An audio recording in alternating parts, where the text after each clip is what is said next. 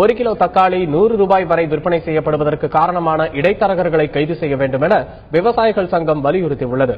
விவசாயிகளிடமிருந்து குறைந்த விலைக்கு தக்காளியை வாங்கி இடைத்தரகர்கள் அதிக விலைக்கு விற்பதே தக்காளி விலை உயர்வுக்கு காரணம் என்று அவர்கள் தெரிவித்தனர்.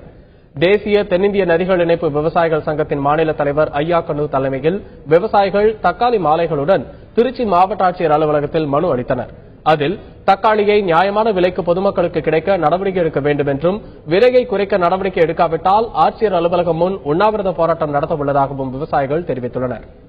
எங்க கிட்ட ஒரு கிலோ 25-30 தான் விவசாயிட்ட வாங்குறாங்க. ஒரு டப்பா 14 கிலோ ஒரு பெட்டி தக்காளி. அந்த 14 கிலோ 400 ரூபாயிலிருந்து 500 தான் விலை எங்களுக்கு. ஆனா வெளியே 100 ரூபாய்க்கு கொண்டு விற்கிறாங்க, இடைத்தரகர்கள் விற்கிறாங்க. மாவட்ட நிர்வாகம் இந்த 90 ரூபாய் 100 ரூபாய்க்கு இவங்களை கைது செய்யணும். விவசாயிட்ட வாங்கிக்க, நீங்க டைரக்டா டிபிசில வாங்குற மாதிரி நேரடி கொள்முதல் நெல் வாங்குற மாதிரி வாங்கி பொதுமக்களுக்கு 30 ரூபாய் 40 ரூபாய்க்கு கொடுக்கலாமே, 35 ரூபாய்க்கு கொடுக்கலாமே. திருப்பூர் மாவட்டம் உடுமலை மற்றும் அதன் சுற்றுவட்டார பகுதிகளில் அதிக அளவில் சின்ன வெங்காயம் மற்றும் தக்காளி சாகுபடி செய்யப்படுகிறது.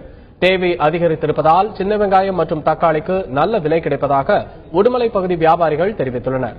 சின்ன வெங்காயத்தின் விலை கிலோவுக்கு 20 ரூபாய்க்கு மேல் அதிகரித்து 1 கிலோ 45 ரூபாய்க்கு விற்பனை செய்யப்படுவதாக அவர்கள் கூறியுள்ளனர்.